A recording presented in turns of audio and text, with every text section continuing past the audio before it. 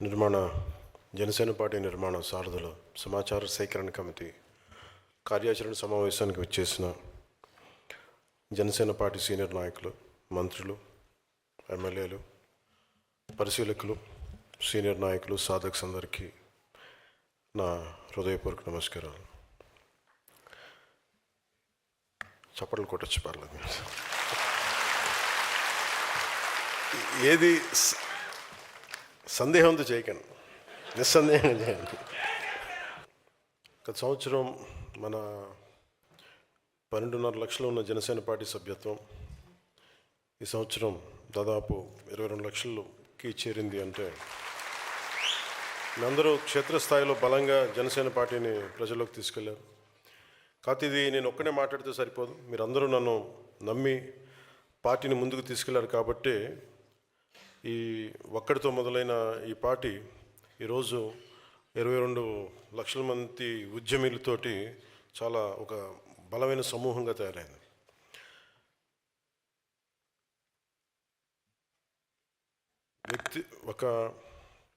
ఎప్పుడు ఒక వ్యవస్థ నిర్మించాలి అంటే వ్యక్తే మొదటి కదులుతాడు. ఒక ఇలాంటి భావజాలం కావాలి, ఇలాంటి వ్యవస్థ కావాలనుకున్నప్పుడు ఆ వ్యక్తే ముందుకు వస్తాడు. ఫస్ట్ వ్యక్తులు వ్యవస్థను నిర్మిస్తారు, ఆ వ్యవస్థ వ్యక్తులను నిర్మించాలి, నాయకులను తయారు చేయాలి. సో దాంట్లో భాగంగా ఒక 2014 మనం మొదలుపెట్టింది, నేను ఒక్కడిని మొదలుపెట్టి కొద్దిమంది జాయిన్ అయ్యి అలా ఈ రోజున మనకి ఎమ్మెల్యేలు కావచ్చు, 22 లక్షల మంది సభ్యులు కావచ్చు, ఉద్యమీ సభ్యులు కావచ్చు, సాధక్స్ కావచ్చు, 17,000 మంది సాధక్స్ కావచ్చు, మంత్రులు కావచ్చు, ఎంపీస్ కావచ్చు, ఎమ్మెల్యేలు కావచ్చు. మనం అధికారంలో భాగస్వామ్యం చేయగలిగామంటే మనం నమ్మిన సిద్ధాంతాన్ని ఎన్ని ఒడిదుడుకులు ఉన్నా తట్టుకొని నిలబడ్డాం. కాబట్టి ఈ రోజున ఇంత సాధించగలిగాం. అది సమస్య ఏమొస్తుందంటే మనకి ఎంత చేసినా సరిపోదు. పార్టీ నిర్మాణం వెంటనే కమిటీలు వేసేయండి అంటే ఒక గొప్ప నిర్మాణం కట్టడానికి చాలా బలమైన ముడిసరుకు కావాలి. ఏదో ఒక చిన్నపాటి తేలికపాటి కడదామంటే ఏదైనా తీసుకోవచ్చు ముడిసరుగ్గా. అలాగే ఒక మామూలుగా పార్టీని నడిపేద్దామంటే చాలామంది తీసుకుని నడిపేయచ్చు. చాలామంది పార్టీస్ పెట్టారు ఇప్పటిదాకా. కానీ ఎంతమంది పార్టీని పెట్టి సంస్థాగతంగా దానికి బలం చేకూర్చారు. సో అందుకని నేను ముందు వ్యక్తులను తయారు చేయాలనుకున్నాను. అంటే వ్యక్తులను తయారు చేయడం అంటే ఎట్లా అని మీరు అందరూ అనుకోవచ్చు. ఒకటి నిలకడ. ఒక 15-14 సంవత్సరాలు మనతో పాటు నిలకడగా ఉంటే తప్ప ఆ వ్యవస్థ వీళ్ళు నిలబడగలరా లేదా అనేది. చాలాసార్లు చెప్తా ఉంటాను, అడ్వర్సిటీ రివీల్స్ ట్రూ క్యారెక్టర్ అని. ప్రతికూల పరిస్థితుల్లో ఎవరు నిలబడి ఉన్నారు, ఎవరు నిలబడలేదు మనకు అర్థం. దానికి ఓన్లీ కాలమే సమాధానం చెప్పాలి. సో ఆ కాల పరీక్షలను తట్టుకొని ఈ రోజున మీరు అందరూ ఉన్నందుకు నాకు చాలా ఆనందంగా ఉంది. మొన్న మా సోదరులు నాగబాబు గారు కూడా చెప్తా, నేను ముందు మన ఢిల్లీలో మాట్లాడుతా ఏమన్నాను, ఢిల్లీలో ఏమన్నా కాదు, నమ్మలేదు మావాడిని అన్నావు కదా. అంటే తను బాగా పొలిటికల్ ఫిలాసఫీ చదువుకున్నాడు, సోషలిజం గురించి అవగాహన ఉన్నవాడు, లాయరు, మద్రాస్ బార్లో లా మెంబర్గా ఉన్నాడు. సో తనకి చాలా ఖచ్చితమైన అభిప్రాయాలు ఉంటాయి. కానీ అలాంటిది వీడు పార్టీ పెడుతున్నాడంటే ఆల్రెడీ ఒకసారి నలుగున్నాం, దెబ్బతిన్నాం, వీడు ఎలా అంటే కేవలం మన బ్రదర్గా నలిగిపోతాడేమో ఒక భయం, వీటన్నిటికీ ఒక చిన్న అపనమ్మకం కూడా కాదు, అది ఒక జాగ్రత్త, ఒక భయం తమ్ముడి మీద కాదు. అది అన్నకు ఉండాల్సిన ప్రేమ లక్షణం కింద చూస్తాం తప్ప అది అనేది అపనమ్మకం కాదు. కానీ ఎలా సాధిస్తాడనేది ఉంటుంది. అలాగే చాలామందికి ఉండింది, అన్నయ్యకి ఉన్నట్టుగా, నాబాబు గారికి ఉన్నట్టుగా చాలామందికి ఉంది. ఎలా వెళ్తాడు ముందుకి, వీడికి అవగాహన లేదు వీడికి అనుకుంటాను. అంటే నది మొదలుపెట్టినప్పుడు, దాని గంగా ప్రవాహం మొదలుపెట్టినప్పుడు చిన్న ధార కిందే ఉంటుంది. అది ఎన్ని మలుపులు తిరిగి ఎన్నిటో కలుపుకొని ముందుకెళ్తే అది మహాప్రవాహం అయిపోతుంది. అలాగే జనసేన మొదలుపెట్టినప్పుడు నా నమ్మకం ఏంటంటే ఇది ఒక రోజున మహాప్రవాహం అవ్వాలని.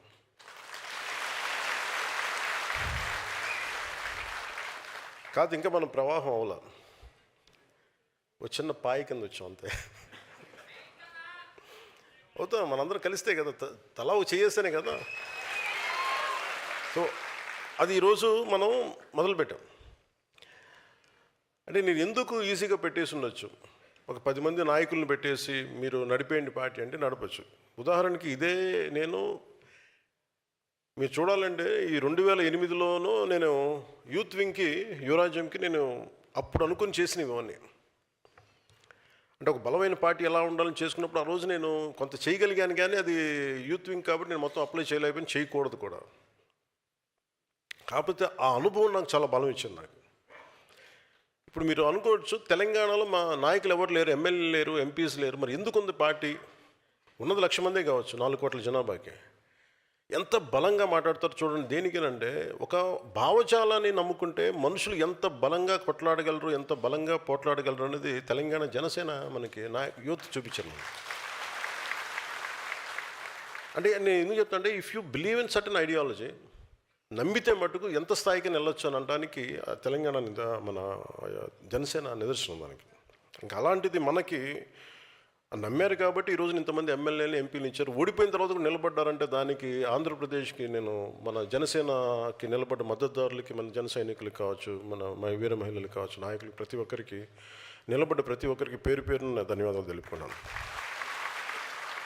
ఇది నా కోరిక ఏముందంటే, చాలా సంవత్సరాల నుంచి నేను చెప్తాను, కొంతమంది నాయకులకి చెప్పాను, మీరు అర్థం చేసుకోండి, కొంచెం కమిటీలు వేయండి అని చెప్తా ఉంటాను. సమస్య ఎక్కడ ఉంది అంటే, అర్థం చేసుకునే వాళ్ళు లేరు. ఏమంటావు? అదే అంటున్నా, మిమ్మల్ని అర్థం చేసుకునే వాళ్ళ గురించి నేను చెప్పేది. మిమ్మల్ని అర్థం చేసుకునే అంటే, ఇప్పుడు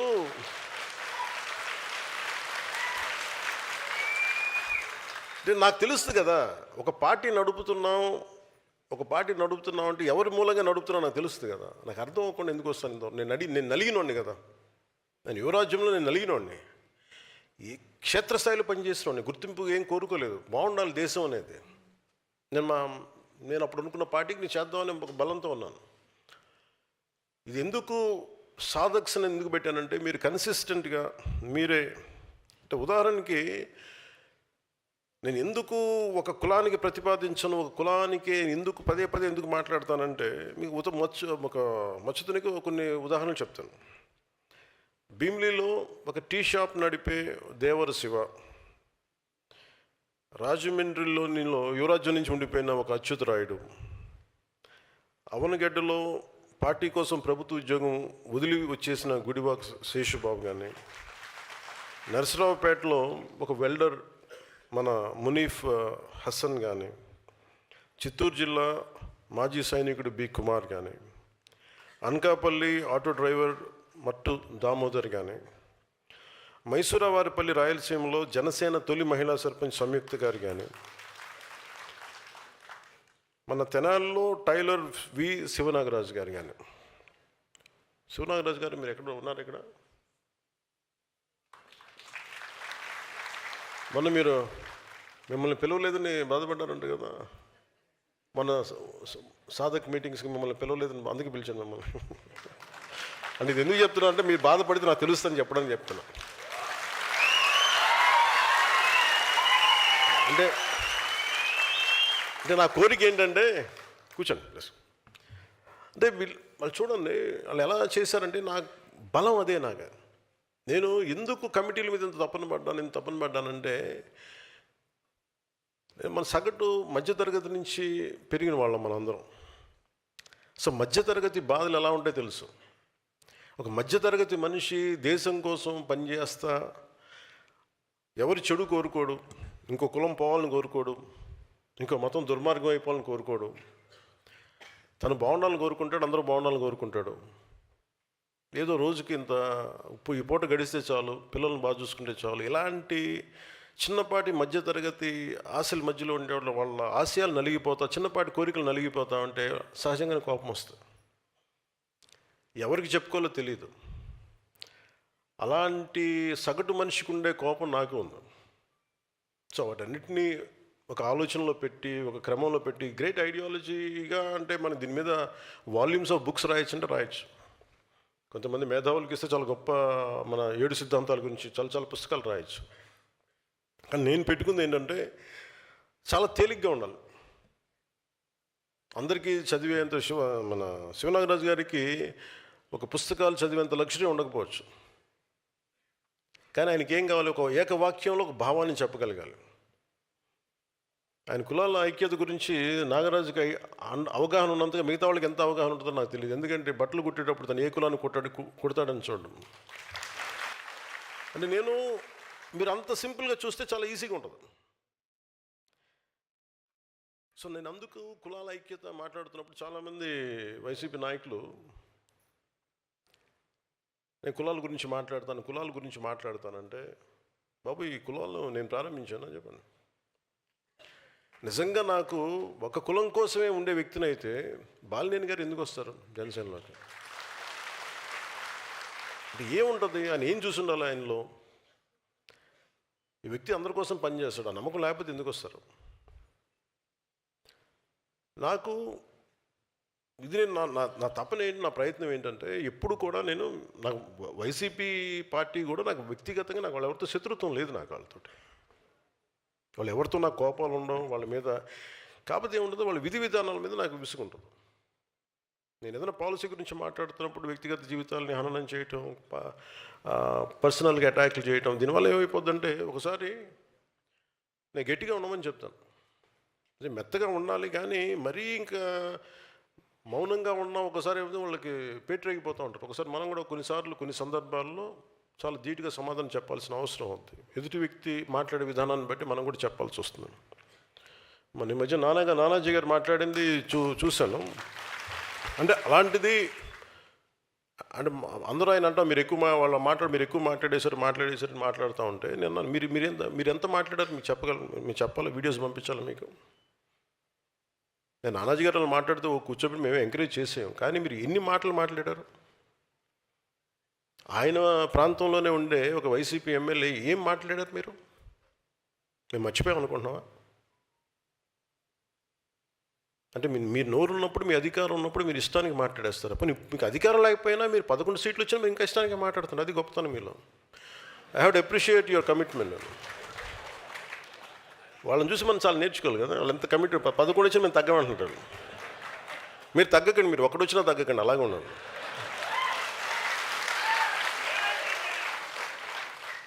మీరు ఒకటి వచ్చినా తగ్గదు, అలా బలంగా ఉండండి. మిమ్మల్ని తగ్గమని ఎవడు చెప్పాడు? మీరు కరిగిపోండి, అయినా కానీ తగ్గకండి.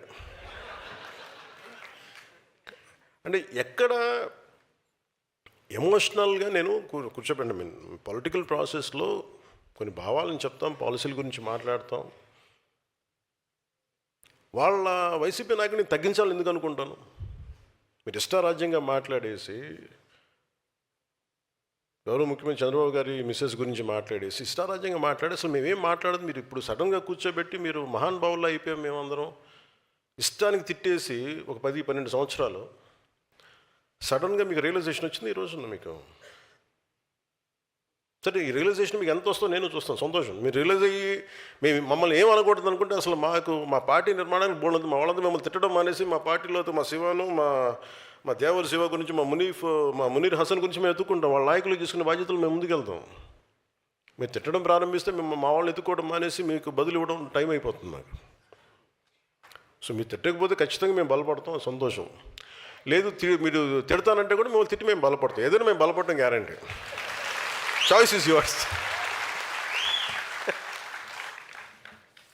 సో నేను నాయకులకి నేనే బాధ్యత తీసుకున్నాను. అంటే నాకు ఒక్కొక్క ఊరికి వెళ్తుంటే ఒక్కొక్కరికి అనిపిస్తుంది. ఎక్కడో మనోహర్ గారు నా పర్మిషన్ తీసుకొని నేను రాలేకపోతాను చెప్పారు కొద్ది రోజుల క్రితం. ఒక హుద్హుద్ తుఫాన్ అప్పుడు మేము వెళ్తూ ఉంటే మన శ్రీకాకుళంలో ఒక అబ్బాయి 22-23 ఉంటాయి.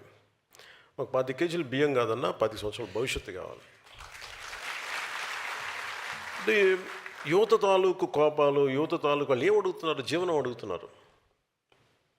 కేవలం మనం ఉచితాలు అడగట్లే యువత. ఉచితాలు ఎవరికి కావాలి? నిజంగా నిస్సహాయ పరిస్థితిలో ఉన్న వ్యక్తుల సమాజానికి ఉచితాలు కావాలి, ఖచ్చితంగా కావాలి. అలాంటి స్కీమ్స్ ఉండాలి. లేదంటే మనకి దివ్యాంగులకి పెన్షన్స్ పెరగాలంటే 5,000 కాదు, 4,000 కాదు, మనం 10,000 పెంచాం మన ప్రభుత్వం వచ్చాక. ఇలాంటివన్నీ ఉండాలి. ఎప్పుడు వెల్ఫేర్ స్కీమ్స్కి జనసేన ఎప్పుడు వ్యతిరేకం కాదు, ఉండాలి.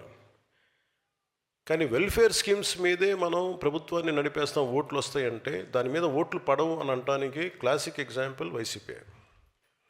మేము బటన్ నొక్కేస్తాం, మీకు వెల్ఫేర్ స్కీమ్స్ పడతాయి, మీకు డబ్బులు వచ్చేస్తాయి అంటే కరెక్టే.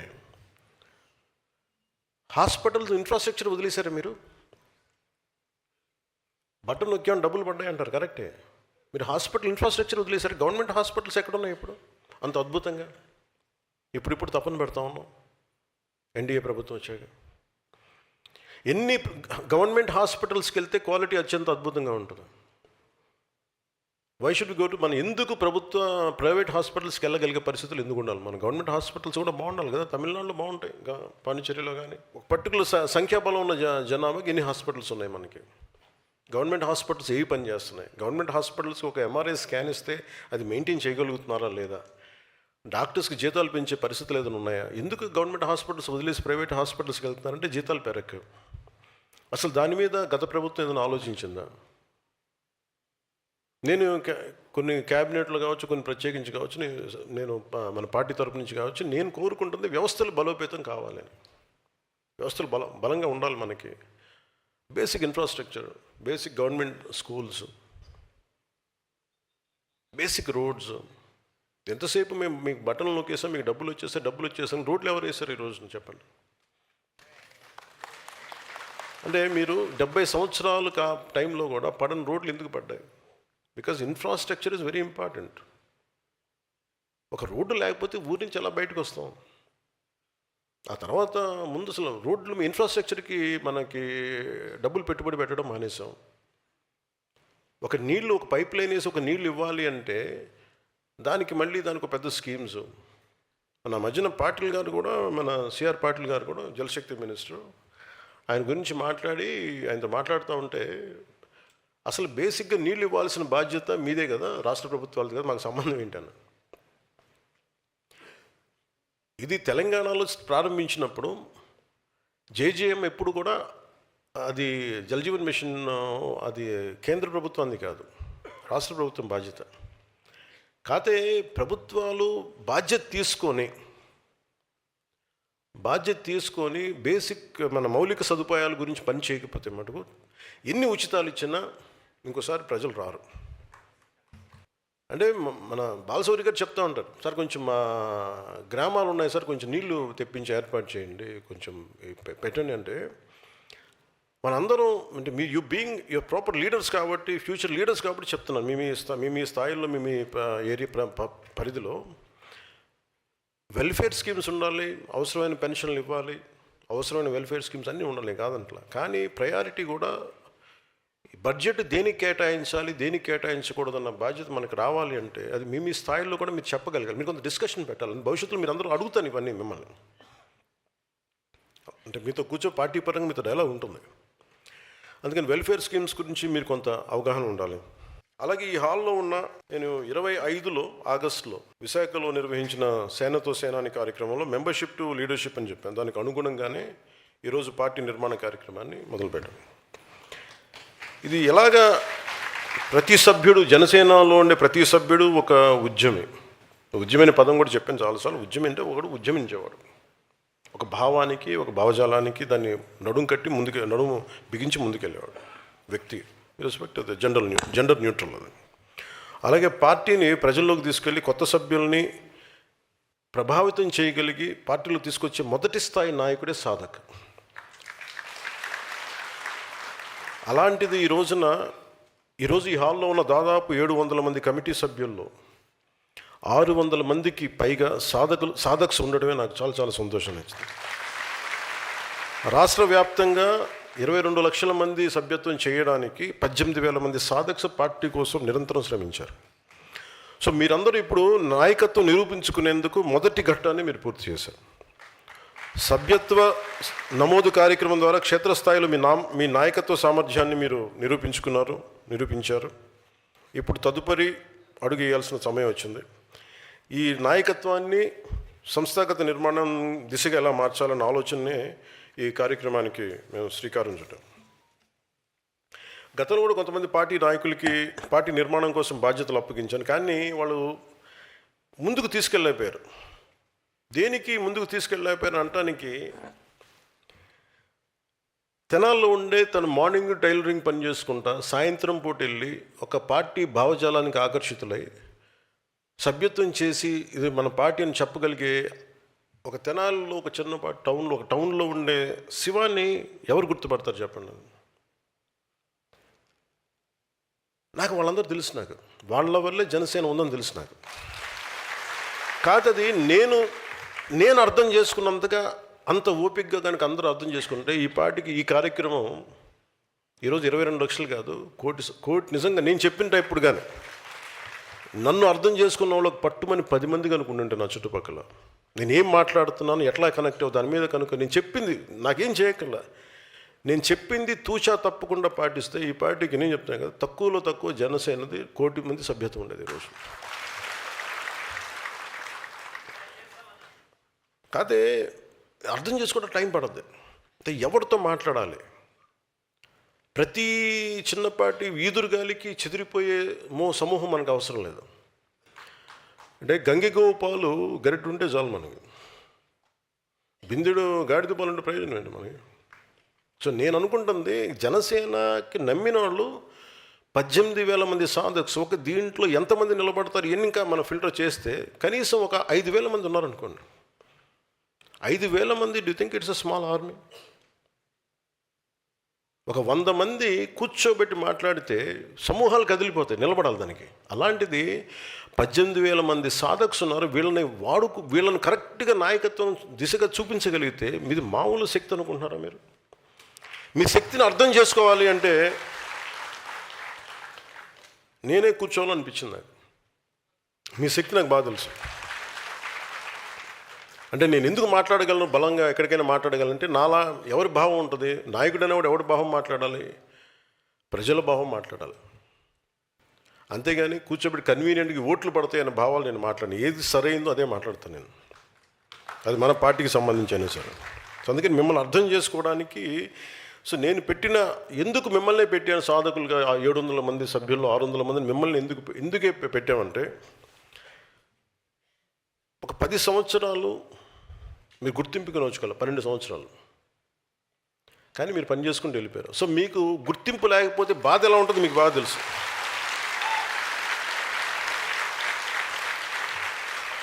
సో మీరు ఎవరు పని చేసేవాళ్ళు, ఎవరు పని చేయని వాళ్ళు, మళ్ళీ మీరు కూడా లేదు మళ్ళీ మీరు, నేను అందుకనే చాలా క్లియర్ కట్గా చెప్పాను, సమాచార సేకరణ కమిటీ మాత్రమే ఇది ప్రత్యేక, ఎందుకంటే సమాచారం సేకరించడం మీ బాధ్యత. సో ఇది నేను ప్రత్యేకించి చెప్పి నేను దీంట్లో ఏం చేశానంటే, మీకు మీ నియోజకవర్గాల్లో కావచ్చు, మీ మండలాల్లో కావచ్చు, పంచాయతీల్లో కావచ్చు, మీరు ఉండే పార్లమెంట్లో కావచ్చు, ఏ వ్యక్తి పని చేస్తాడు, ఏ వ్యక్తి పని చేయడు, మన పరిశీలకులుగా పంపిస్తున్న మన ఎంపీలు కావచ్చు, ఎమ్మెల్సీలు కావచ్చు, ఎమ్మెల్యేలు కావచ్చు, సీనియర్ నాయకులు వాళ్ళకి తెలియజెప్పాలి మీరు ఒకసారి. మీరు అర్థం చేసుకోగలరు. అందుకని వీరు ముందున్నా కానీ వెనకాల రక్షణ కవచం లాగా మీరే ఉన్నారు. అంటే ఎవరిని ముందు అందుకని మిమ్మల్ని చాలా చాలా నమ్మి పెట్టాను మిమ్మల్ని. సో నేను ఎలా చేస్తున్నాను దీనికంటే, పార్టీ కోసం అంకిత భావంతో పనిచేసి సామర్థ్యం ఉండి బాధ్యతలు స్వీకరించేందుకు ఆసక్తి ఉన్న సాధకులు, జన సైనికులు, వీర మహిళలు కావచ్చు, వారి అందరి వివరాలు సేకరించేందుకు ఈ జనసేన పార్టీ సారథుల సమాచార సేకరణ కమిటీని ఏర్పాటు చేశాం. ప్రతి పార్లమెంట్ నియోజకవర్గానికి 28 మంది సభ్యులతో ఈ కమిటీని ఏర్పాటు చేశాం. ప్రతి పార్లమెంట్ నియోజకవర్గానికి ఒక పరిశీలకుడు, 3 సీనియర్ నాయకులు, 3 సీనియర్ సాధక్స్, వీరితో సమన్వయం చేసి 21 మంది సాధక్స్, మొత్తం 28 మంది సభ్యులతో ఈ కమిటీ పనిచేస్తాయి.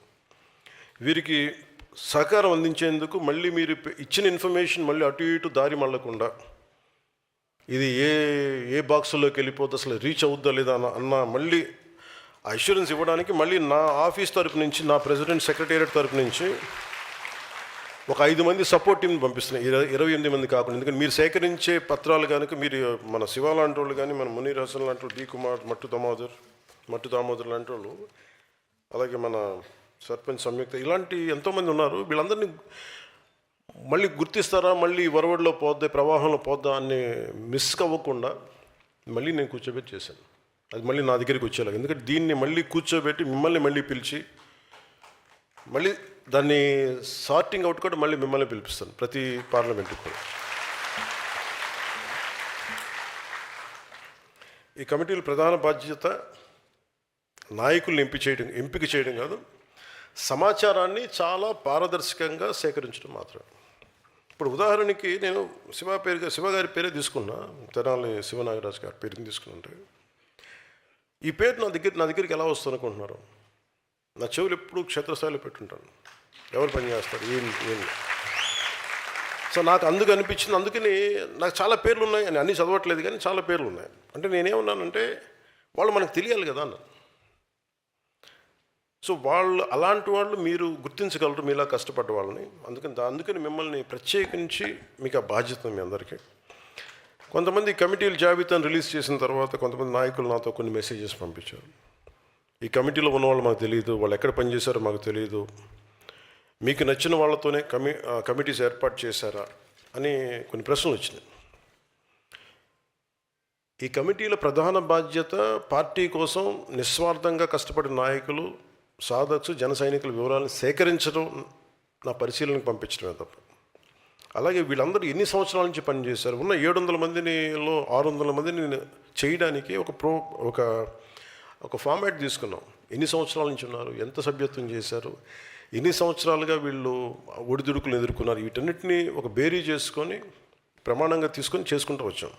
కొంతమంది నేను ఇంకా మిస్ అయ్యి వచ్చామో కానీ ముందు ఇది సేకరణ కమిటీయే కాబట్టి మ్యాక్సిమం జనంతో మమేకమైన వాళ్ళు కావాలని చెప్పి ఆ బాధ్యతగా తీసుకున్నాం. మళ్ళీ పాయింట్ ఆఫ్ కాంటాక్ట్స్ కానీ, అక్కడ ఉన్న ఎమ్మెల్యే ప్రతినిధులు కానీ, పదవులు అనిపిస్తున్న వాళ్ళని తీసుకున్నాం. ఎవరు పదవులకి రావాలన్నా అదొక బాధ్యత. సో అది మీరు నిర్ణయించాలి, భవిష్యత్తులో సాధక్స్ నిర్ణయించాలి.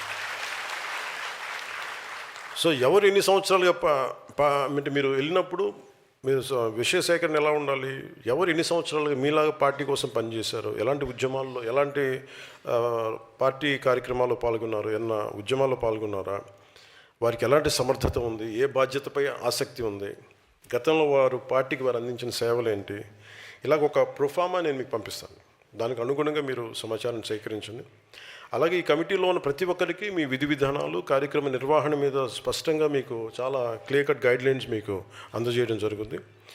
ఇది జనసేన పార్టీ నిర్మాణానికి ఒక రూల్ బుక్. ఇది దానికి అనుగుణంగానే మీరు సమాచారం సేకరించాలి. మీరు సేకరించిన సమాచారం నా పరిశీలనకి తీసుకురావడమే మీ బాధ్యత. మీరు అందించే సమాచారం ఆధారంగా పార్టీ ముఖ్య నాయకులతో చర్చించి, మీతో చర్చించి, ఆ తర్వాత ఎవరికి ఏ స్థాయిలో పార్టీ బాధ్యతలు కేటాయింపై తుది నిర్ణయాన్ని మనందరం కలెక్టివ్గా కూర్చొని తీసుకున్నాం. అంటే నాకున్న సమస్య కూడా ఏంటంటే, మీ నియోజకవర్గంలో, మీ మండలంలో, మీ గ్రామంలో ఎలాంటి గుర్తింపు ఆశించకుండా సంవత్సరాల తరబడి పార్టీ కోసం కష్టపడుతున్న జన సైనికుడిని ఎవరో కూడా మనం గుర్తించలేకపోతే పార్టీని సంస్థాగతంగా ఎలా నిర్మించగలం? Thank you. మీ చేత అలాగా కరెక్ట్ అనిపించడం చేస్తాను. ఎందుకంటే బాగాలేదనుకోండి మీరే తిడతారు నన్ను, అందుకని కాదు. అని కళ్ళు మూసిపోయి అన్నీ కనిపించవయ్యాన్ని నాకు అనిపిస్తాయి. కాదే సహాయం ఒక్కడిని ఎన్ని పనులు చేయగలను చెప్పండి. అంటే పార్టీ కోసం పనిచేసే కార్యకర్తలను గుర్తించే నాయకత్వం లేకపోవడంలో స్వయంగా నేను ఈ ప్రక్రియను ప్రారంభించాను. సరిపోవట్లా. అంటే ప్రాబ్లం ఏముందంటే, ఒక పొలిటికల్ పార్టీ ఎవరైనా స్టార్ట్ చేసేయగలరు కానీ జనసేన ఒక పెక్యులర్ పరిస్థితిలో ఉంది. వాళ్ళందరికీ నేనంటే ఇష్టం, నా భావజాలం అంటే ఇష్టం. సో వాళ్ళందరూ డైరెక్ట్గా మీరు నీకు ఒకసారి మంచి నాయకులను పంపించిన మీతో సంబంధం లేదు, మీరు డైరెక్ట్ పవన్ కళ్యాణ్ మాట్లాడండి. ఓకే, అది కూడా చెప్పాను కదా. అంటే ఎక్కడి నుంచి అభిమానులుగా ఉండి లేదంటే భావజాలానికి ఆకర్షితులై వాళ్ళందరినీ చాలామంది పెద్ద పెద్ద నాయకులు వచ్చి ఈ యువత గోల భరించలేక వాళ్ళు వెళ్ళిపోయిన సందర్భాలు చాలా ఉన్నాయి. మేము వస్తాం సార్, మీ వాళ్ళు మమ్మల్ని పనివారు రానివ్వరంట. అంటే మీరు కూడా ఒకసారి ఎలా ఉంటారంటే, మీరు చాలా పొసెసివ్గా. ఇప్పుడు చూడండి, మనం పొద్దున్న ఏదో చూస్తూ ఉన్నాం. అంటే ప్రేమతో దగ్గర తీసుకోవడానికిను ప్రేమతో బంధించేయడానికిను ప్రేమతోటి దగ్గరగా పెట్టుకోవడం చాలా తేడా ఉంది. ప్రేమ ఎలా ఉండాలంటే, ఒక చిన్న పక్షి ఫోటోగ్రాఫ్ చూపించాడు. ఆ చిన్న పక్షిని ఇలా గుప్పిట్లో బంధించేశారు అనుకో, నాకు ఇష్టమైన పక్షిని, అది నలిగిపోతుంది ఇట్లా. నిజంగా ప్రేమ ఉన్న చోట ఏంటంటే అది అలా ఉంటే అది వాలుద్ది అలా వచ్చి. సో మన అభిమానం, మన ప్రేమ ఎలా ఉండాలి అంటే ఎదిగేలా ఉండాలి. మొక్క ఎదగకుండా రోజు దానికి రాళ్ళు కట్టేసాం అనుకోండి, ఆ మొక్క ఎదగదు, అలా ఉంగిపోతూ ఉంటుంది. చూడటానికి మహావృక్షంలో ఉంటుంది కానీ బోన్సాయి మొక్కలా ఉండిపోతుంది. జనసేన అలా చేయకండి, అదో మహావృక్షం, అది ఎదగనివ్వండి. ఎదిగితే ఆ కొమ్మల మీద మీరు అందరూ కూర్చోవచ్చు.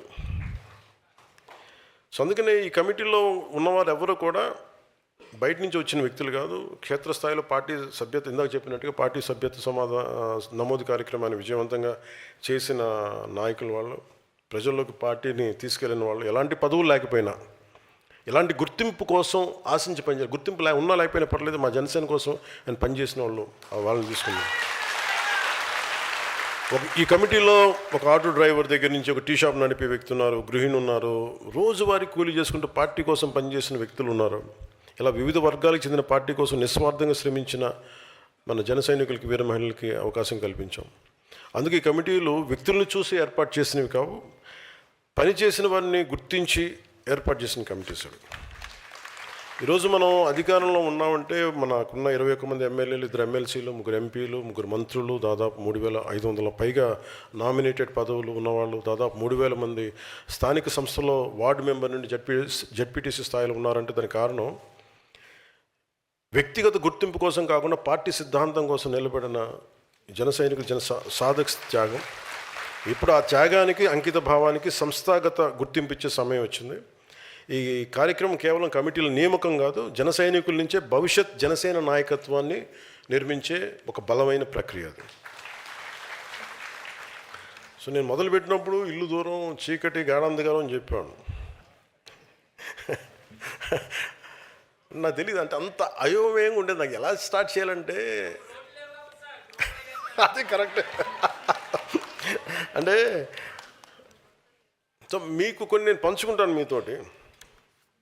ఓకే, మేజర్ చెప్పగలిగింది ఇదే, మిగతా అని చెప్తాను. నేను ఇంకోటి ఏం చేద్దాం అనుకున్నానంటే, నాకు ఒకటి చెప్పి కీలకమైంది. ఈ రోజున 18,000 మంది సాధక్స్ ఉన్నారు. 18,000 మంది సాధక్స్. యు ఆర్ ఫస్ట్ లీడర్, అంటే ఫస్ట్ ప్రైమరీ లీడర్షిప్ మీదే పార్టీది. You are leaders. అంటే మొదటి లైన్ అండ్ లెంత్లో నిలబడే నాయకత్వం మీదే.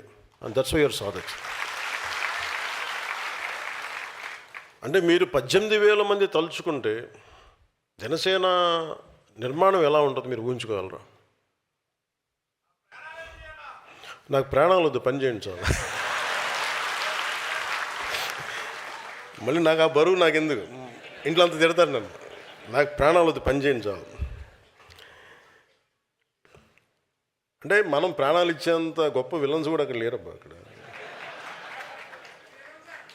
అంత గొప్ప వ్యక్తులు ఉంటే ఇప్పటి సమాజం వేరుగా ఉండేది కదా. అంటే ఇది సో కొన్ని చెప్పి మనం 18,000 మంది ఉన్నారు కదా. నేనేం చెప్పానంటే, మొన్న కమిటీస్ వేసినప్పుడు నా కోరిక 18,000 మంది సాధక్స్ని నేను ఇలా కలవాలని చెప్పాను. నా ఫస్ట్ గోల్ అది. అలాగే మనం ప్రతి ఒక్కళ్ళకి, అంటే ప్రతి ఊర్లో, ప్రతి పార్లమెంట్లో, ఇక్కడ వేదిక పైన ఉన్న నాయకులకి సపోజ్ ఒక బాధ్యత అప్ప చెప్తే వాళ్ళు కనీసం ఒక 2,000 మంది తెలిసి ఉండాలి. రేపు పొద్దున ఎవరైనా, ఉదాహరణకి మన బొమ్మిడి నాయకుని కానీ పంపించింది నెల్లూరు, పంపిస్తున్నప్పుడు ఆయనకి దాదాపు ఒక 2,000 మంది తెలియాలి. ఇది అయిపోయేలోపు, కంప్లీట్ ఎక్సర్సైజ్ అయిపోయేలోపు. నాగబాబు గారిని అరకు పంపిస్తున్నా, కూర్చోబెట్టడానికి కొంచెం ప్రేమగా మాట్లాడగలడు, ప్రకృతి ప్రేమికుడు, మొక్కల్ని సంరక్షించేవాడు. అందుకే మీరు ఆయన్ని అంటే చాలా ఆలోచించి పంపించాం ఒక్కొక్కరిని కూడా. మన పల్నాడికి మన బాలినేని గారు కరెక్ట్ అనిపించింది నాకు. అంటే బ్రహ్మనాయుడు నేలకి మన బాలినేని గారి కరెక్ట్ అనిపించింది. కాకినాడ తట్టుకోవాలంటే మన సామినేని గారు కరెక్ట్ అనిపించింది. అసలు ఒక్కొక్కరిని నేను ఒకటి 10 సార్లు ఆలోచించి మిగతా వాళ్ళతో మాట్లాడి అన్ని నిర్ణయాలు ఎందుకు తీసుకుంటున్నా, 10 సార్లు మాట్లాడి కింద క్షేత్రస్థాయిలో మాట్లాడి ఒక్కడికి అన్నీ ఏం తెలుస్తాయి చెప్పండి, అందరూ 10 మందితో మాట్లాడాలి కదా. అలాగే మన దుర్గేష్ గారిని అమలాపురం పంపితే బంధువులు ఎక్కువ అండి, మళ్ళీ ఏం జరుగుతుందో తెలియదన్న మొహాట పడతారేమో అనిపించలేదు. ఎందుకంటే సరదాగా చెప్తున్నాను, కానీ ఒకసారి మొహాటాలు ఉండి మనోడేనండి కొంచెం పెట్టేయండి అంటే కబుక్కి మొహాట పెట్టి పెట్టేస్తారా. సో ఇవన్నీ ఇట్లా ప్రతిదీ ఆలోచించి అంటే నేను నేనేం చెప్పానంటే అన్నీ మీరు రైట్ చేయాలి, 100% రైట్ చేయాలని నన్ను ఆలోచించకండి. ఒక ప్రయత్నం మొదలు పెడతాం. అంటే అంబేద్కర్ గారు చెప్పింది constitution is a living document. దాన్ని ముందుకు తీసుకెళ్లే వ్యక్తుల స్పిరిట్ని బట్టి ఉంటుంది ఇంటర్ప్రిటేషన్ ఆఫ్ ద డాక్యుమెంట్. అందుకని ఇట్స్ కాల్డ్ లివింగ్ డాక్యుమెంట్. అలాగా మన పార్టీ నిర్మాణం 100% intention is extremely right. So నాయకులకు కూడా మిమ్మల్ని ఒకసారి చూస్తే మీరు మనం ఎదురుబెదురుగా కూర్చొని ఒకసారి మనం మాట్లాడుకుంటే అంటే మీరు ఎంత నిలబడ్డారో మన వాళ్ళకి తెలిస్తే దాని తాలూకు విలువను మరింత ఇనుమడింపు చేయగలరు నాయకులు. అందుకని వారి ముందు నేను తీసుకుంటున్నాను. అంటే ఈరోజు జనసేన పార్టీ నిర్మాణ సారథుల సమాచార సేకరణ కమిటీ ఏర్పాటు, నేను ఆ మాటని చాలా క్షుణ్ణంగా తీసుకోండి, అంటే జాగ్రత్తగా వినండి. ఈరోజు మీరు ఎవరినైతే తీసుకుంటున్నారో ఈ నిర్మాణ సారథుల సమాచార సేకరణ, భవిష్యత్ ఆంధ్రప్రదేశ్ నాయకత్వం ఇక్కడి నుంచే వస్తుంది బలవంతం. అన్ని స్థాయిల్లో అంటే వ్యవస్థలు బలోపేతం చేయాలి అంటే వ్యక్తులు లేనిది వ్యవస్థను బలోపేతం చేయలేము. ఎలాంటి వ్యవస్థ, బలమైన వ్యవస్థ కావాలంటే బలహీనుల చేతుల వ్యవస్థ పెడితే వీగిపోద్ది. అంటే మీరందరూ నలిగారు, పుష్కర కాలం పైన నలిగారు మీరందరూ. సో మీరు ఏ పనులు చేస్తున్నారు, మీరు శ్రామికుల, మీరు ఏ పని చేస్తారు నాకు అది మీ దేశానికి పనికొచ్చే ఒక బలమైన రిసోర్సా లేదని చూస్తాను, అంతే చూస్తున్నాను మిమ్మల్ని. ఇలాగా మీరు మీకు బాధ్యతలు అప్పచెప్పే ఇవన్నీ కూడా మేజర్గా కులాలు మీకు భవిష్యత్తులో చాలా మాట్లాడుతూ ఎక్కువ వస్తాయి మీకు ఇవన్నీ. ఇది మటుకు మీరు ఒక కీలకమైన మీరు అర్థం చేసుకొని ముందుకెళ్ళాలి. నేను ఆల్వేస్ ఐ బిలీవ్, అంటే నేను నా పూర్తి నమ్మకం నాకు దేశమే. నాకు కులం అనేది మనకు సామాజిక చిత్రపటం, అది మన సామాజిక సత్యం, అదొక సోషల్ రియాలిటీ. దాన్ని మనం నేను మార్చాలని ప్రయత్నం చేయను, సరిదిద్దాలని కూడా ప్రయత్నం చేయను. కులాల ఐక్యత అనేది ఎందుకు పదే మాట్లాడుతుంటారు, చాలామంది మాట్లాడుతూ ఉంటారు, చూస్తూ ఉంటాను. పవన్ కళ్యాణ్ నుంచి కులాల గురించి తెగ మాట్లాడతాడు అందరినీ. అంటే నేను చెప్పాను, నేను ఎప్పుడు కులం కార్డు తీసుకుని నేను ఎప్పుడు పాలిటిక్స్ చేయను కూడా భవిష్యత్తులో. నేను రాష్ట్రం బాగుండాలి లేదా దేశం బాగుండాలి, మానవత్వం చచ్చిపోకూడదు, ఈ మూడింటి మీదే ఉంటుంది. కులం ఎప్పుడు కూడా ఇంటి గడప లోపల ఆగిపోవాలి, నేను కోరుకునేది అదే. గడప దాటామా మన సంస్కృతి, మన భాష, మన ధర్మాలు అవి బాధ్యత అవ్వాలి. ఇంకొక 10 అడుగులు వేసామా మానవత్వం, దేశమే గుర్తుకుండాలి. ఇవి తప్ప నాకు కులాలని గురించి మాట్లాడడం, వీటి గురించి మాట్లాడడం ఎందుకు మాట్లాడతానంటే మిగతా వాళ్ళు స్థాయి తగ్గిపోయి దిగజారుడుతనంగా ఇంకా మాట్లాడటం ప్రారంభించిన తర్వాత కరెక్ట్ చేయాలనిపించింది. ఒక జబ్బుని గుర్తించి జబ్బు కోసం మాట్లాడేవాడు, ఇది ఇబ్బందిగా ఉంది నేను కూర్చోబెట్టి ఎందుకు మాట్లాడుతున్నానంటే ప్రతి ప్రదేశాల్లో అంటే మీరు తీసుకెళ్లాల్సిన మెసేజ్ కూడా కింద స్థాయిలకి, మన క్షేత్రస్థాయికి నా కోరిక ఈ దేశంలో ఒక రోజున ఒక బీసీ హాస్టల్ అని కానీ, ఎస్సీ హాస్టల్ అని కానీ, ఎస్టీ హాస్టల్ అని కాకుండా పిల్లలందరికీ ఒకటే హాస్టల్ ఉండాలి, అలాంటి పరిస్థితి నేను కోరుకుంటున్నాను. నా కోరిక అంటే ప్రభుత్వాలే సంవత్సరాలుగా, దశాబ్దాలుగా పిల్లలు మనం చిన్నప్పుడు మీరు ఊహించండి, మీరు ఒకసారి వెనక్కి వెళ్ళి చూడండి, మనం ఆడుకునేటప్పుడు, మన స్కూల్కి వెళ్ళేటప్పుడు మన ఫ్రెండ్స్ ఎవరు, మనం ఎప్పుడు ఆలోచించు. ఓట్లకి రాగానే అన్న ఆ వీధిలో అన్న మన దళిత సోదరులు అన్న నమస్కారం పెట్టండి అన్న, ఇటు ఇటున్నా మన కాపు సోదరులు అన్న ఇటు దండం పెట్టండి అన్న, అటు మన మన విశ్వకర్మ సామాజిక వర్గం ఉన్న ఆ సోదరులకు దండం పెట్టి అన్నీ విడగొట్టి మాట నాకు చిరాకు ఉంటుంది ఒకసారి వినడానికి. అదే నేను కులాలను బేస్ చేసుకుని నేను లేను. మేము రాజకీయం అంతా అలాగే నడుస్తే నాకు తెలియదు. కానీ ఎవరో ఒకరు ఎక్కడో చోట ఒక ప్రయత్నం అయితే మొదలు పెట్టాలి. ఒకసారి మనం మాట్లాడుతున్నప్పుడు కులాల్ని కలపడానికి తప్ప విడగొట్టడానికి అయితే నేను చేయను. ఎందుకంటే నేనేమంటానంటే ఎవరి కాస్ట్ ఐడెంటిటీ నేను మార్చలేను, నాకు తెలుసు అది. అంటే ఈ మధ్యన నేను రమేష్ గారికి రాజ్యసభ పెట్టినప్పుడు ఎంతమంది ఎన్ని రకాలుగా దాని మీద అసలు ఒక నెల రోజులు గొడవ జరిగింది. ఇంకా జరుగుతున్నాను నాకు తెలియదు, ఇంకా జరుగుతుండాలి నాకు తెలిసి. నేను ఒక వ్యక్తిని ఎలాగ నేను నిర్ధారిస్తాను, ఎందుకు ఇస్తాను? ఇప్పుడు శివ గారిని గుర్తించినట్టుగానే, మునీర్ని గుర్తించినట్టుగానే రమేష్ గారిని కూడా అలాగే గుర్తిస్తాను నేను. అలా గుర్తించకపోతే నేను తప్పు చేసిన అవుతాను కదా అండి. అంటే నువ్వు కూర్చోబెట్టి ఇప్పుడు నిజంగా మనతో పాటు ఒక 10 మంది ఉండి ఆయనతో సరిసమానంగా కొద్దిమంది ఉండి అలాగే పనిచేసి వాళ్ళు ఎవరు లేకుండా ఆయన ఒక్కరికి ఇచ్చామంటే అర్థం ఉంది. అందరూ వెళ్ళిపోయిన తర్వాత ఆయనకి ఇస్తే ఇప్పుడు బాధపడే ప్రయోజనం ఏంటంటాను.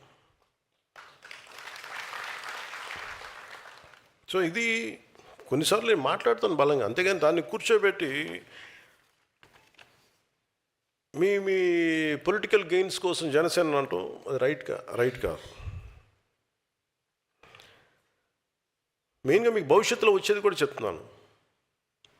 మొన్న రాజమండ్రిలో మీరు కొంతమంది చూసే ఉండొచ్చు. రాజమండ్రి వచ్చినప్పుడు చాలామంది బీసీ నాయకులు చాలామంది నా దగ్గరికి వచ్చారు.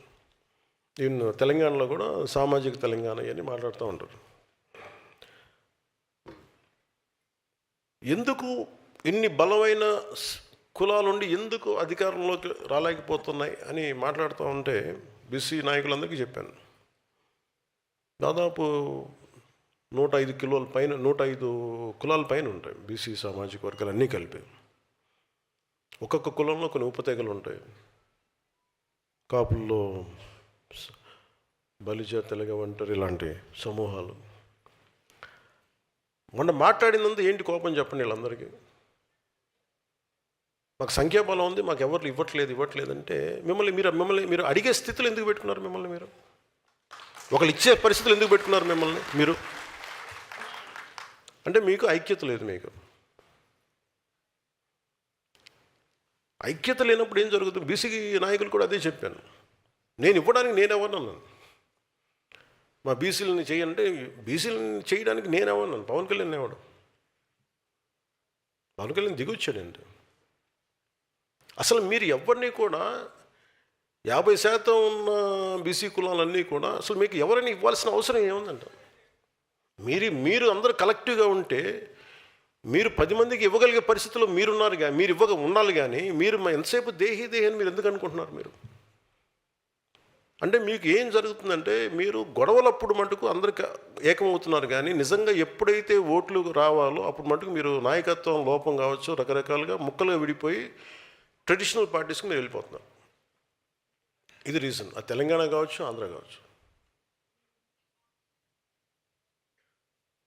ఇప్పుడు దామోదరం సంజయ్ గారు నేను పదే చెప్తున్నాను, ఆయన దళిత కులానికి చెందిన నాయకుడు, గొప్ప నాయకుడు. ఆయన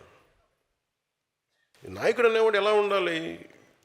అన్ని కులాలకి ఆమోదయోగ్యమైన నాయకుడు, అంగీకారయోగ్యమైన నాయకుడు కావాలి. అది మిగతా కులాలు కూడా సాధించగలగాలి. అది కాపుల్లో కావచ్చు, బీసీ కులాల్లో కావచ్చు, యాదవ, గౌడ, సెట్టిబల్జీ కులాల్లో కావచ్చు, ఇచ్చేది అన్ని బీసీ కులాల్లో కావచ్చు, ఎస్టీ కులాల్లో కావచ్చు, దళిత కులాల్లో కావచ్చు. అది వచ్చిన రోజునే చాలామంది నాయకులు ఇప్పుడు తెర వెనక్కి కూర్చోబెట్టి ఇప్పుడు అలాంటప్పుడు మీరు కనుక మీరు బలపడితే మీకు వైసీపీ లాంటి పార్టీ మీకు అవసరం ఉండదు. నాలాంటి తిట్టాల్సిన అవసరం కూడా మీకు ఉండదు. నాలాంటి ఇన్సిగ్నిఫికెంట్ అయిపోతాడు. నిజంగా మీరు అలాంటి స్థాయికి ఎదగాలని మనస్ఫూర్తి కోరుకుంటున్నాను ఈరోజు, మనస్ఫూర్తిగా. అంటే ఎందుకు మీకు చెప్తున్నానంటే, ఇది అధికారానికి దూరంగా ఉన్న అనేక సామాజిక వర్గాల గురించి అందరూ ఇప్పుడు మాట్లాడుతూనే ఉంటారు ఇందాక చెప్పినట్టుగా. కానీ వారికి నిజంగా సాధికారత వైపు అడుగులు వేస్తున్నారా లేదా, లేక వారు అసంతృప్తితోనే రాజకీయ మూలధనంగా మిమ్మల్ని ఉపయోగించుకుంటున్నారా? నేను కులాన్ని రాజకీయ పెట్టుబడిగా నేను పెట్టను. అందుకే నేను ఎప్పుడు కులం అని మాట్లాడను. కులాన్ని గౌరవిస్తానంటాను. అందుకని కులాల ఐక్యతనే కోరుకుంటాను తప్ప నేను ఎప్పుడు ఏం కోరుకుంటాను? దేశం, నా నేల, సమాజం కోరుకుంటాను. మన దేశంలో బహుజన్ సమాజ్ పార్టీ సామాజిక న్యాయం కోసం ఒక పెద్ద రాజకీయ ఉద్యమాన్ని నిర్మించింది. అది లక్షలాది మందికి, కాంశీరామ్ గారి నేతృత్వంలో లక్షలాది మందికి రాజకీయ స్వరం అయింది, అది గొంతైంది, బలమైన గళమైంది. ఇది భారతదేశ ప్రజాస్వామ్యంలో చాలా చాలా కీలకమైన ఒక అధ్యాయం ఇది. కానీ అది ఒక పాఠం కూడా నేర్పించింది. ఏ ఉద్యమం అయినా ఒక సామాజిక వర్గానికి మాత్రమే పరిమితమైతే, సంస్థల్ని నిర్మించకపోతే, కొత్త తరాలకి అది విస్తరించకపోతే దాని ఎదుగుదలకి పరిమితులు ఏర్పడతాయి. అందుకనే ఈ రోజున బహుజన్ సమాజ్ పార్టీ ఎదుగుదల ఆగలేక పరిమితం అయిపోయింది. అందుకనే ఒక నాయకుడు కేవలం తన కులాన్ని నమ్మితే సరిపోదు, ఇతర కులాలను కూడా నమ్మాలి. అది సమాజం మొత్తం నమ్మాలి, దేశం నమ్మాలి. అప్పుడే నిజమైన రాజకీయ సాధికారత వస్తుంది. దానికి నేను చెప్పేది ఏంటంటే సోషల్ ట్రస్ట్ కోషియంట్ అంట. ఒక అధికారి దగ్గర మొన్న చూశారు కదా, మన కృష్ణలంకలో ఏదో గొడవ జరుగుతుంటే, అంటే ఎంత హాస్యాస్పదంగా ఉంది వినటానికి ఈ మాటలు, ఎంత బాధగా అనిపిస్తుంటే. చనిపోయిన ఇప్పుడు ఒక రౌడీ, ఇప్పుడు క్రిమినల్ క్యాస్ట్ ఏంటి, ఎలా వేసుకొస్తారు నాకు అర్థం కదా, లాజిక్ నాకు ఎలా మిస్ అయిపోతారు. ఒక క్రిమినల్కి మీరు క్యాస్ట్ అని మీరు ఎలా అంటగడతారు, ఏ బేసిస్లో మీరు తీసుకొస్తారు అంటే మనం అర్థం చేసుకోవాల్సింది ఏంటంటే ఇది ఒక నెరేటివ్. ఇది మన దగ్గర ఎందుకు మీకు చెప్తున్నానంటే, రేపు పొద్దున మీరు 18,000 మంది మీరే గొంతు గళం. మన దగ్గర ఛానల్స్ లేవు, పేపర్ లేవు, టీవీలు లేవు. నేను 18, 19 మాట్లాడుతుంటే నేను చెప్పేవాడినా, అరే నాన్న తమ్ముడు మీ ఫేస్బుక్లో నా ఆయుధాలు రా బాబు అంటే, అన్న అలాగే చేసి నిలబెట్టారు ఈరోజు. నేను 5 సంవత్సరాలు పట్టింది నిలబడ్డానికి. అంటే మీరు అధికారానికి దూరంగా ఉన్న వర్గాలని అధికారంలో తీసుకురావటం ఒక రాజకీయ విజయం అది. కానీ అన్ని వర్గాలని అంగీకరించే నాయకత్వంగా తీర్చిదిద్దటం ఒక సామాజిక విజయం. నేను సామాజిక విజయం వైపు వెళ్తున్నాను. అంటే ఏంటి, మీరు కూర్చోబెట్టి ఈ 3 కులాలని మనం పెట్టి మార్చేసుకుంటే మనకు అధికారం వస్తుంది, రావచ్చు, మనకు తెలియదు. బట్ కానీ అది పొలిటికల్ విక్టరీ అవుద్ది కానీ సోషల్ విక్టరీ అవుతుంది. వేరస్ జనసేన ప్రయత్నిస్తున్నది ఏంటంటే సామాజిక విజయం, సోషల్ విక్టరీ. ఎవరు అధికారంలోకి వచ్చినా మనకేం కాదు అనే భద్రత మిగతా కులాలకి చాలా చాలా ఎసెన్షియల్. ఇది అంటే ఉదాహరణకి, ఇది మీరు వేదిక పైన ఉన్న నాయకులు కానీ మీరందరూ ఆలోచించండి. మాధ్యమాలు చూస్తున్న, సామాజిక మాధ్యమాలు కానీ ప్రసార మాధ్యమాలు చూస్తున్న వాళ్ళు కానీ ప్రతి సామాన్య పౌరులు మీరు కూడా ఆలోచించండి. అందరినీ మనం ఒక ఘాటును కట్టేయడానికి ప్రయత్నం చేస్తారు. వీళ్ళు they are not about one caste. ఒక గ్రూప్ ఉంటారు అంతే, ఒక 10 మంది. అధికారం వాళ్ళ చేతిలోనే ఉండాలి, దానికి కులం లేదు. దానికి వాళ్ళందరూ చూడండి ఒక గ్రూపు. ఇప్పుడు మీరు వైసీపీ అనగానే మీరు ఏమనుకుంటారు, ఒక సామాజిక వర్గానికి చెందిన గ్రూప్ కాదు అది, ఒక వర్గానికి చెందించిన గుంపు అది. వాళ్ళు దేనైనా వాడతారు, వాళ్ళు కులాన్ని వాడచ్చు, మతాన్ని వాడచ్చు, లేదా ఇంకా రకరకాలు వాడచ్చు. మీరు చూడండి, మనల్ని మీరు ఇదే వేదిక పైన చెప్తున్నా, గతంలో వైసీపీకి పనిచేసిన నాయకులు కూడా వేదిక పైన ఉన్నారు. బాలినేని గారు కానీ, సామినేని గారు కానీ. వీళ్ళు ఎప్పుడన్నా ఈ 5 సంవత్సరాల కాలంలో ఎప్పుడన్నా మనల్ని దిగజారిపోయి తిట్టిన దాఖలాలు మీరు విన్నారా ఎప్పుడన్నా?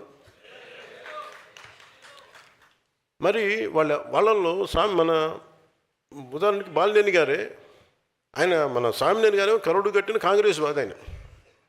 ఆయన జీవితం అంతా కాంగ్రెస్తో గడిచింది. ఆయన రావడానికి 100 ఆలోచించారు. సో సహజమైన లాయల్టీ కాంగ్రెస్ వైపే ఉంటుంది. కానీ దాన్ని దాటుకొని వచ్చారంటే ఆయనకు అర్థమవుతుంది ఇది రైట్ కాదని. అదే బాలినేని గారు, మన రాజశేఖర రెడ్డి గారు చనిపోయినప్పుడు ఆయన కోసం వాళ్ళ నాయకులు, మన గత ముఖ్యమంత్రి కోసం ఆయన రాజీనామా చేశారు. మన మంత్రి, క్యాబినెట్ మినిస్టర్గా ఉంది. అంటే అలాంటి వ్యక్తి బయటకు వచ్చిన దాంట్లో కులం ఎక్కడుందంటున్నాను నేను.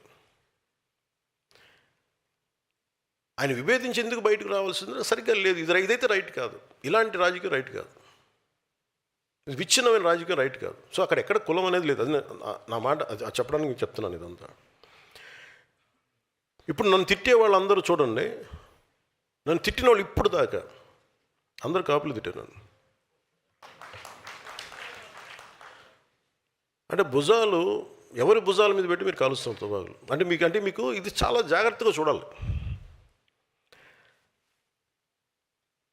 అంటే వీళ్ళు ఏం చేస్తున్నారు, మీ సబ్ టెక్స్ట్, మీరు మాట్లాడేది ఒకటి, చూసేది ఒకటి, చెవులకి మీ భావం ఏమి వెళ్తుంది లోపలికి. వీళ్ళు చాలా ఒక పథకం ప్రకారం అందరికీ ఇది ఆమోదయోగ్యం ఏమన్నా తెలీదు. జనసేన అంటే ఇష్టపడని వర్గాలు ఏవైనా కావచ్చు. నేను ముందే చెప్పాను, నేను ఎప్పుడు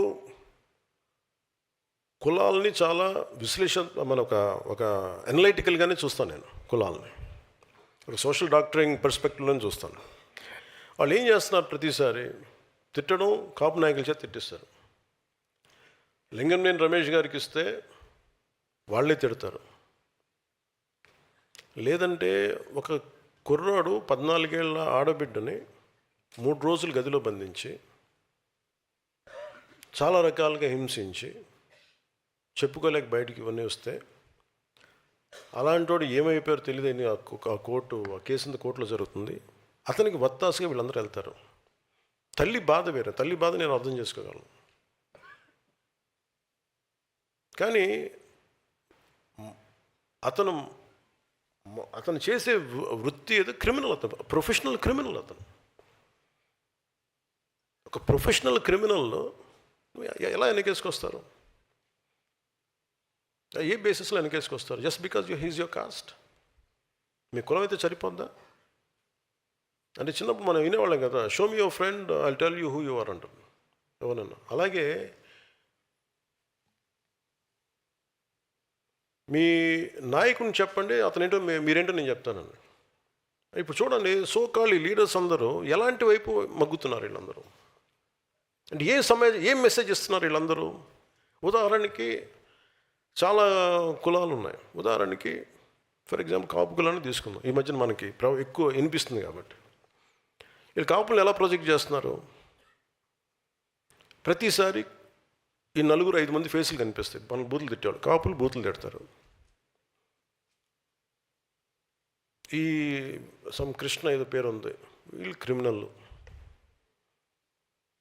వీళ్ళు ఇది అన్ని నెగిటివ్ న్యూసే చూడండి. సో మీకు ఏమైపోద్ది, కొద్ది రోజుల తర్వాత సబ్లిమినల్గా మీ మనోగతంలో ఏమైపోద్ది, it will become confine to అది. ఈ భావన దేనికి వేస్తే, కాపు అని చెప్పగానే ఇవన్నీ గుర్తొస్తాయి మనకి. We'll form our opinion. అది వీళ్ళ స్ట్రాటజీ. అంటే మీకు భావం ఏం చెప్తారు? ఇది ఒక్క కాపు కులానికి కదా, అందరికీ చెప్తారు, అన్ని కులాలకి. ఇదొక very clear cut political game ఇది.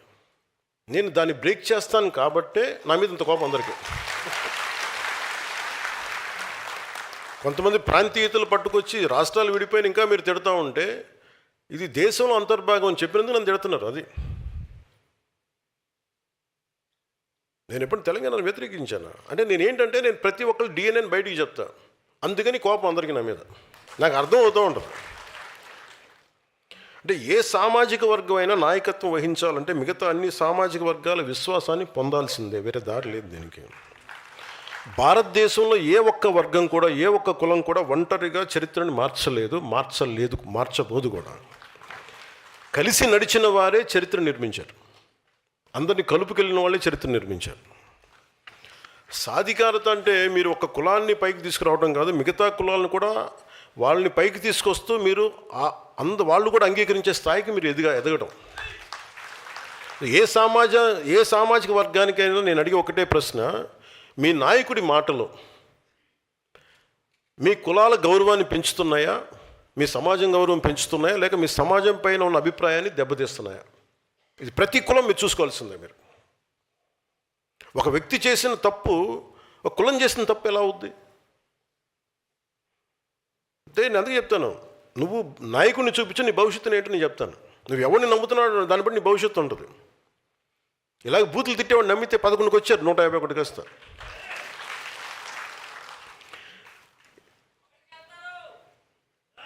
తదాస్తు.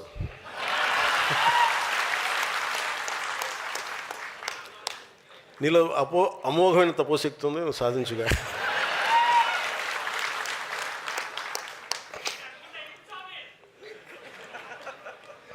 ఉదాహరణకి మనకి ఈ మధ్యన శ్రీకాకుళంలో ఇలా మాట్లాడుతూ ఉంటే, ఆయన ఎమ్మెల్యే అనుకుంటా, ఎమ్మెల్సీ గుర్తురాలేదు. ఆయన ఇష్టం వచ్చినట్టు మాట్లాడుతున్నాడు. సడన్గా అరెస్ట్ చేయగానే అసలు ఆ కేసు కూడా నా మీద పెట్టారంట, నన్ను తిడితే పెట్టారంట, నాకు అది కూడా తెలియదు. నాకు ఏదో ఒకటిలే పేర్లు. నేను అనేది వ్యక్తిని చెప్పట్లా. నాకు చెప్పాను కదా, వ్యక్తితో పెద్ద సంబంధం. నాకు నిజంగా చాలామంది తిడుతున్నారు, నాకు చూస్తాను. నాకు ఎంత ఇమ్యూనిటీ వచ్చేసిందంటే భగవంతుడి దయ వల్ల. అంటే నాకు యాంటీ వైసీపీ నేను ఇమ్యూనిటీ ఎక్కిచ్చేసుకున్నాక నాకు అసలు అలా చూస్తూ ఉంటాను. బూతులు తిడుతున్నా అలా చూస్తూ ఉంటాను, సంతోషం. ఇంకా అలాగా అంటే వాళ్ళు సడన్గా ఇష్టానికి తప్పులు చేసేసి, అంటే ఇప్పుడు మా కులాన్ని తొక్కేస్తున్నారు అంటాడు. నీ కులం చెప్పిందా నీ బూతులు తిట్టమని? నీ కులంలో ఉన్న ఏం మాత్రం సెన్సిబుల్ ఉన్న ఒక మహిళను అడుగు, ఒక యువతిని అడుగు, ఒక యువకుడిని అడుగు, ఒక అనుభవం పెద్ద ఆయన అడుగు. నేను బూతులు తిడతానండి, మళ్ళీ నన్ను జైల్లో పెడితే, పోస్టులో పెడితే నేను నా కులాన్ని వాడేస్తాను చెప్పు. ఏం మాట్లాడుతున్నారా మీరంతా? జనసేన కులాల ప్రాతిపదికన రాజకీయం చేయదా? కానీ మీరు చేసిన తప్పులు చేస్తున్న మటుకు నేను చెప్తున్నాను. మా వాళ్ళు ఎంత మాట్లాడతారో, మా నాయకులు కానీ మీరు కానీ ఎంత చేస్తారో నాకు తెలియదు. కానీ నేనైతే తప్పు మీరు ఇష్టం వచ్చినట్టు బూతులు తిట్టేసి క్రైములు చేసి కులాలు వెనక దాక్కుంటే నేను మటుకు దానికి బలంగా ఖండిస్తాను. అంతవరకు నాకు ఆ భయాలు లేవు నాకు. సో అందుకని ఈరోజు మనం ఈ కమిటీల ద్వారా ఇవన్నీ మాట్లాడుకున్నాం. సో మన సమర్థతను గుర్తించాలి. అంటే ఇలాంటి పరిస్థితులు మీరు ఎదుర్కోవాలండి. ఇవన్నీ ఎందుకు చెప్తున్నా, ఇలాంటి పరిస్థితులు మీరు ఎదుర్కోవాలి అంటే మీరు వీటి మీద అవగాహన ఉండాలి. చాలామందికి నాయకులు చెప్తున్నా, ఈ మధ్యన మన రాజు ఎక్కడ చెప్పాను, మీరు మాట్లాడరు ఏంటండి, మన వాళ్ళందరూ అడిగా, అడ్డగోలుగా తిరుగుతున్న ఎవరు మాట్లాడరు, మొహాట పడుతున్నారు ఏంటండి, అదే మీరు ఏం చెప్తారు అని. అంటే నేను ప్రతిసారి చెప్తానంటండి వాళ్ళు తిట్టమని. అలాగే అది అప్పుడు చెప్పా, తెలంగాణ ఉదాహరణ చెప్పా. తెలంగాణలో నేను చెప్తానా, వాళ్ళు ఎవరు ఎంపీలు ఎమ్మెల్యేలు కూడా కాదు, వాళ్ళకి లోపల వేడు నెత్తురు ఉంటుంది. అలా అంతే, వాళ్ళ దగ్గర ఏం లేదు. వాళ్ళ మాటే ఆయుధం, మాటే తోట. వాళ్ళకి పదవస్తో కూడా తెలియదు, వాళ్ళకి పార్టీ పదవులు కూడా లేవు. కానీ వాళ్ళు ఎదురు దాడి చాలా అద్భుతంగా ఉంటుంది.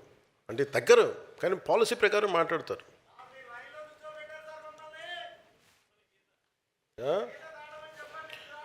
గీత అదే ఇష్టం వచ్చినట్టు గీత దాటే కూడా అదే చెప్పేది అదే కదా. గీత దాటం అంటే మళ్ళీ మనం వైసీపీలో అయిపోతాం, మళ్ళీ మనల్ని అసహించుకుంటే అల్ల కాదు నేను చెప్పేది. ఎవడికి ఎంత శిక్ష పడాలో అది అందరూ ఆనందించి కరెక్ట్గా మాట్లాడాడు అనిపిస్తుంది. అంటే శిక్ష వేస్తే ఎలా ఉండాలి అంటే మాట్లాడితే ఎలా తూకం వేసినట్టు ఉండాలి. అంటే ఒక అక్షరం మొక్క ఎక్కువ ఉండకూడదు, ఒక అక్షరం మొక్క తక్కువ ఉండకూడదు, కరెక్ట్ కొట్టేయడం. మీకు ఆ దాని మీద మాట్లాడి మీరు అందరినీ ఒక మూకమ్మని తిట్టేయకూడదు. ఎంచుకోండి, ఎనలైజ్ చేయండి, ఒక్కొక్క వ్యక్తిని ఎనలైజ్ చేయండి. ఈ వ్యక్తి ఇలా మాట్లాడాడు, దాని మీద రాసుకోండి, చిన్న చరిత్ర రాసుకోండి. ఏం మాట్లాడితే బాగుంటుంది, ఎలాగా మాట్లాడితే కరెక్ట్ కూర్చుంటాడు. మీరు అలా అందరూ మాట్లాడబట్టే కదా ఎక్కువ పాపం మాట్లాడే వాళ్ళందరూ చిచి వాళ్ళ జోలికి వెళ్ళకూడదని చెప్పి మనకి ఇన్స్ట్రక్షన్. ఇప్పుడు వాళ్ళకి ఏంటో సడన్ రియలైజేషన్ వచ్చింది, మీకు మాకు సంబంధం లేదండి. సంతోషం మాకు, ఐఎమ్ ఎక్స్ట్రీమ్లీ హ్యాపీ అబౌట్. అంటే నేను చెప్పదలుచుకుంది ఏంటంటే,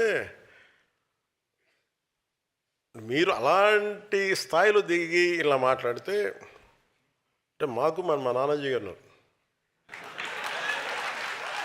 నేను అనేది ఎంకరేజ్ చేయను. పాపం ఆయన ఎన్నోసార్లు ఇది చేస్తే నానాజీ గారు పాపం ఆయన ఏదో ఒకసారి మాట్లాడితే ఎన్నిసార్లు కొన్నిసార్లు నేను ఆయన కూర్చోబెట్టి మీరు తప్పుని అలా మాట్లాడి చెప్పిన సందర్భాలు చాలా ఉన్నాయి.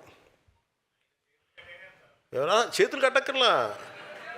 అంటే ఒకటేంటంటే మీరు ఎలా తయారవుతున్నారండి అందరూ కూడా. లేదంటే మన పార్టీ సెంట్రల్ ఆఫీస్ నుంచి ఏం రావాలండి, సెంట్రల్ ఆఫీస్ నేను తెలంగాణ యువతకి చెప్తానండి, సెంట్రల్ ఆఫీస్ నుంచి చెప్పమని వాళ్ళు చెప్పం. భావం కదలాలి లోపల. అంటే ఇప్పుడు నాకుంటుంది, నేను వెళ్ళి ఏదైనా ఇప్పుడు నాకు సమస్య వచ్చింది, ఎవరికైనా నష్టం వచ్చింది, వెంకయ్య నాయుడిని చంపేశారు, నాకు చెప్పాలా? నాకు నాయకుడిగా నాకు కదలాలి కదా, నాయకులకి నేను చెప్పాలా, కదలాలి కదా. వెంకయ్య నాయుడిని మన గిద్దలూరులో క్షోభ పెట్టి చనిపోతే నాకెవరు చెప్పలేదు కదా. నేనే రకరకాల న్యూస్లో చూసుకుని నేనే బయలుదేరిపోయాను. అలాగే ఎంత మాట్లాడాలి, ఎంత మాట్లాడకూడదు, ఎంత మాట్లాడాలి పరిస్థితులను బట్టి. కొన్ని బేరీ చేసుకోండి కొంత. అప్పుడే కదా మీకు నాయకత్వం అంటే ఏంటి? కూర్చోబెట్టి సభలకు వచ్చి తెల్ల చొక్కా తెల్ల ప్యాంట్లు వేసుకొని రావడం కాదు, లేదా నాలాగే ఇలా కూర్చొని రావడం కాదు. బాధ్యత తీసుకోండి. మీరు అది కనుక మీకు అలవాటు అయిందనుకోండి, you will have your independent thinking with in the party line and length. Party line and length మీకు తెలుసా? మీకు తెలుసు కదా నేను ఎంత మాట్లాడుతానో. నా లైన్ అండ్ లెంత్ మీకు అర్థం కాదు. నేను ఎప్పుడన్నా బూతులు పెడతాను. ఏదో ఒకసారి ఏదో కొడుకులారా ఒక పదం మాట్లాడాను ఒకసారి. దానికి ఈ మధ్యన వాళ్ళు బాధపడుతున్నారు, ఇదివరకు నువ్వు బూతులు మాట్లాడామంటే. కరెక్ట్, ఎప్పుడు మాట్లాడా? మీరు 18 మందిని మీరు జైలు వేసి తొక్కి మమ్మల్ని రాత్రులు పగలు హింసించి ఇంకా మాకు 2.5 సంవత్సరాలు 3 సంవత్సరాలు మీరు హింస చూపించిన తర్వాత అప్పుడు చేయాల్సి వచ్చింది తప్పలా. అప్పుడు కూర్చొని శాంతి వచనాలు చెప్పండి, సంతోషం అండి, చాలా ఆనందంగా ఉందని మీరు తిట్టినందుగా చెప్తాం. అదే చేస్తాం. చాలా హ్యాపీ అండి, మీరు భలే తిడతారు, భలే ఎలా సార్ మీరు ఎలా నేర్చుకుంటారని రాత్రికి అంటాం. అన్నాం కాదు అలా అని చెప్పి మీరు కూర్చోబెట్టి నోటికి ఏదో వచ్చినట్టు మాట్లాడితే నాకు అర్థం ఉండక్కర్లా. మీరు మాట్లాడేదానికి పాలసీ ప్రకారం మీరు ఖచ్చితంగా విమర్శించండి, మేము కరెక్ట్ చేసుకుంటాం. మీరు మమ్మల్ని విమర్శిస్తే మీరు ఏ తప్పులు చెప్తున్నారో పాలసీలు అవి కరెక్ట్ చేసుకొని నెక్స్ట్ టైం మేము రావడానికి ప్రయత్నం అదే కదా చేస్తాం. మేము తప్పులు చెప్పాలి, మాకు తప్పులు చేస్తే మా తప్పులు సరిదిద్దుకుంటాం. అలా కాకుండా మీరు కూర్చోబెట్టి మీరు ఇష్టానికి తిట్టేస్తున్నాం ఇది అని అంటే అది సబబు అనిపించుకోదండి. వైసీపీ నాయకులందరికీ చెప్తున్నాను.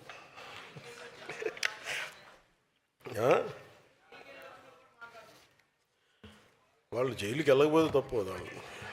వాళ్ళు జైలుకి వెళ్ళడం ఏమనుకుంటున్నారంటే, వాళ్ళు ఒక తాంత్యా తోపే, బాల్ గంగాధర్ తిలక్, సర్దార్ వల్లభాయ్ పటేల్, జవహర్లాల్ నెహ్రూ, పండిట్ జవహర్లాల్ నెహ్రూ, మహాత్మా గాంధీ డర్బన్ జైల్లో ఇరనయ్యి.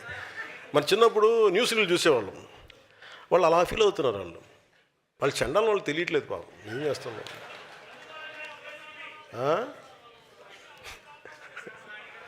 అంటే అలాగా సదరన్ అంటే ఇవన్నీ అంటే మనం పొలిటికల్ ప్రాసెస్లో అన్నీ అర్థం చేసుకోవాలి.